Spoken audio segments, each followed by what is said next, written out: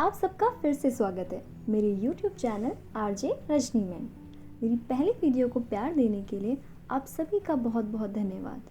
दोस्तों, आज गुरु पूर्णिमा के अवसर में मैं आपको गुरु से संबंधित एक कहानी सुनाने वाली हूँ। ये कहानी है एक राजा की, जिसका बहुत बड़ा राज्य था। उस राजा को पढ़ने लिखने का बहुत शौक था। एक दिन राजा ने अपने सभी मंत्रियों को बुलाया और कहा कि मेरे लिए एक गुरु की व्यवस्था की जाए। मंत्रियों की परिषद ने राजा के लिए एक शिक्षक की व्यवस्था की। शिक्षक अब राजा को सिखाने के लिए रोज उसके महल आता। राजा शिक्षक को गुरुजी कहकर बुलाता, जैसे परंपरा होती है। अब राजा जी दिल लगा कर पढ़ रहे थे, पर उसको कुछ भी समझ नहीं आ रहा था। गुरु द्वारा दिए गए ज्ञान का उसे कोई लाभ नहीं हो रहा था। राजा ने परेशान होकर यह बात अपनी पत्नी को बताई और पूछा कि प्रिय, ऐसा क्यों हो रहा है। पत्नी बोली, स्वामी जी, यह बात तो मुझे भी समझ नहीं आ रही कि आप दिल लगा कर पढ़ रहे हैं, फिर भी आपको समझ नहीं आ रहा। काफ़ी सोचने के बाद उनकी पत्नी बोली, स्वामी, आप यह बात खुद गुरुजी से क्यों नहीं पूछ लेते। अगले ही दिन जब गुरुजी राजा को शिक्षा देने लगे तो राजा को देखकर बोले, राजन, आप कुछ परेशान लग रहे हैं। राजा ने सारी बात बताई कि मैं दिल लगा कर पढ़ता हूँ, फिर भी मुझे ज्ञान की प्राप्ति नहीं हो रही।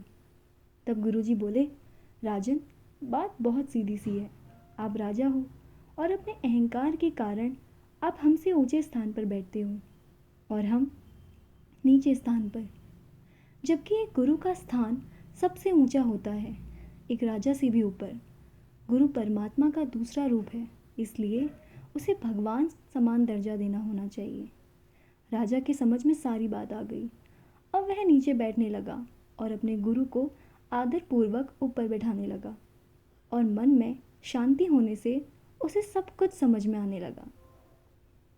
दोस्तों, इस कहानी से यही शिक्षा मिलती है कि हमारे जीवन में गुरु का स्थान हमेशा ऊंचा होता है, चाहे आप कितने ही बड़े व्यक्ति बन जाएं। कबीरदास जी कह गए हैं, गुरु सो ज्ञान जो लीजिए, शीश दीजिए दान, बहुतक बूंद बही गए, रखी जीव अभिमान। अर्थात अपने सिर अभिमान की भेंट चढ़ाकर गुरु से ज्ञान प्राप्त कीजिए, क्योंकि बहुत से मूर्ख अभिमान धारण करके ही संसार में बह गए। तो कैसी लगी आपको ये कहानी, हमें कमेंट करके ज़रूर बताइए। और हाँ, वीडियो को लाइक और चैनल को सब्सक्राइब करना ना भूलिए। Thank you. मिलते हैं आपसे एक अगली स्टोरी के साथ। तब तक के लिए धन्यवाद।